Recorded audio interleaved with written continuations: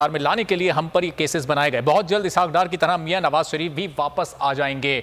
Senior anchor person और senior तज्जियाकार अमीर अब्बास हमारे साथ मौजूद हैं, उनसे इस पूरी सूरत हाल पर गुफ्तगू करते हैं। तो अमीर, आप सुन रहे होंगे गुफ्तगू। मरियम नवाज अब मियां नवाज शरीफ की वापसी की भी बात कर रही हैं, एवन फील्ड रेफरेंसेस को जोड़ रही हैं इमरान खान को हुकूमत में लाने से, यानी इसको साजिश करार दे रही हैं। ये पानामा तो एक इंटरनेशनल स्कैंडल था, ये कोई साजिश पाकिस्तान में कोई कैसे कर सकता है? चाहे वो एस्टेब्लिशमेंट की तरफ इशारा करें या PTI की तरफ इशारा करें, ये कैसे मुमकिन है? अरबाब, कमाल तो ये है कि ये इंटरनेशनल स्टोरी थी और मरियम नवाज को खैर इसको साजिश कहेगी, लेकिन जिस अखबार ने ये स्टोरी छापी थी तो उस अखबार ने और उसके सहाफी ने मरियम नवाज को डिफेंड करना शुरू कर दिया। उस अखबार और उस सहाफी ने पानामा के खिलाफ खबरें चलाना शुरू कर दी।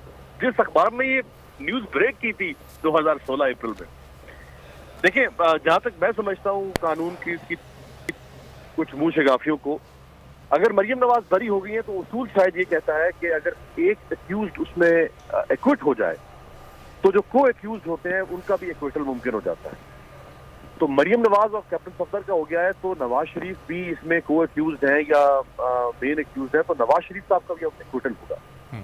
और नवाज शरीफ साहब की वापसी जो है, जहां तक हमारी इत्तलात है, वो दिसंबर तक हो सकती है, यानी बाय दिसंबर नवाज शरीफ पाकिस्तान में।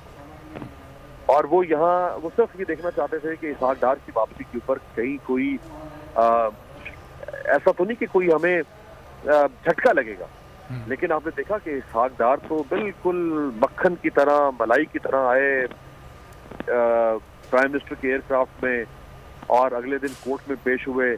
उन्होंने वहां से भी अपना काम निकलवा लिया, फिर सेनेट का हल्फ भी उठा लिया, फिर वजीर खजाना भी बन गए, फिर PTI के सदर ने उनसे हल्फ भी ले लिया। तो वो बिल्कुल उनके लिए एक स्कॉट फ्री वाला एनवायरनमेंट था। तो ये नवाज शरीफ के लिए बड़ा हौसला अफजा है। ऊपर से उनकी बेटी का एक्विटल हो गया, 7 साल की उनको सजा दी मरियम बीबी को। तो 2 मिलियन पाउंड का शायद फाइन था उसमें, 20 लाख पाउंड का, वो सब खत्म हो गया। तो अब नवाज शरीफ साहब के लिए मेरा नहीं ख्याल कि इससे कोई और साजगार वक्त होगा कि वो पाकिस्तान वापस आए। लेकिन अब आज जो गुफ्तगू कर रही है मरियम नवाज, अब जब वो साजिश का जिक्र करती हैं तो फिर वो मुखातिब करती हैं उस वक्त की इस्टेब्लिशमेंट को, उस वक्त के बेनिफिशरी इमरान खान को, चूंकि वो कह रही हैं कि इसका सबसे ज़्यादा फायदा इमरान खान को हुआ। तो उनके इल्जामात को फिर अब ये इस्टेब्लिशमेंट किस तरह लेगी? देखिए, वो तो हमेशा से वो कह रहे हैं अरबाब के सिलेक्टेड, जब वो सिलेक्टेड कहते हैं इमरान खान को, तो उसका मतलब क्या है? ये वो सिलेक्टर की बात करते हैं, किसी ने सिलेक्ट किया है ना, तो वो सिलेक्टर कौन है? वो आर्मी की तरफ, आर्मी चीफ की तरफ, उस जमाने के DGI की तरफ उनका इशारा होता था। इशारा तो बहुत मामूली बात है, वो तो उन्होंने कहना शुरू किया। नवाज शरीफ साहब ने तो सिटिंग आर्मी चीफ का नाम लिया, एक बार नहीं कई बार। DGI जो साबिक थे हमारे जनरल फैज, उनका नाम दिया मरियम बीबी ने, नवाज शरीफ साहब ने। तो ढकी छुपी बात तो नहीं है। मौलाना फजल रहमान ये सब कुछ कहते रहे।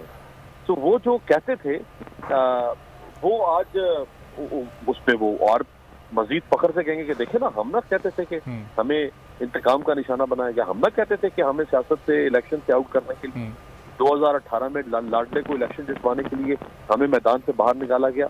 और अभी थोड़ी सी देर आप इंतजार करें, 10 से 15 मिनट में ऐसा जबरदस्त बयानिया शरीफ फैमिली और PMLN के जो हामी दानिश्वर हैं और सहाफी हैं, वो ट्विटर से लेके, फेसबुक से लेकर, यूट्यूब से लेकर, जितने सोशल मीडिया प्लेटफॉर्म है उन पे ट्रेंडिंग करना शुरू कर देगा उनका बयानिया।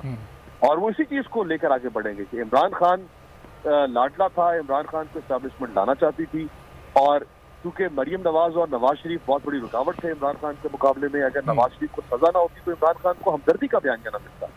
नवाज शरीफ को सजा ना होती तो इमरान खान का मुकाबला करता इलेक्शन कैंपेन के अंदर। लिहाजा उनको आउट किया गया और सेफ एग्जिट दिया गया इमरान खान को कि वो पावर में आ जाए। वो तो इस बयानिए को फैलाएंगे। सही। और अमीर, अभी जाहिर है कि कुछ ही देर में जवाब PTI का भी आ जाएगा इस पर। मुजफ्फराबाद में वो रद्द-ए-अमल देंगे, जहां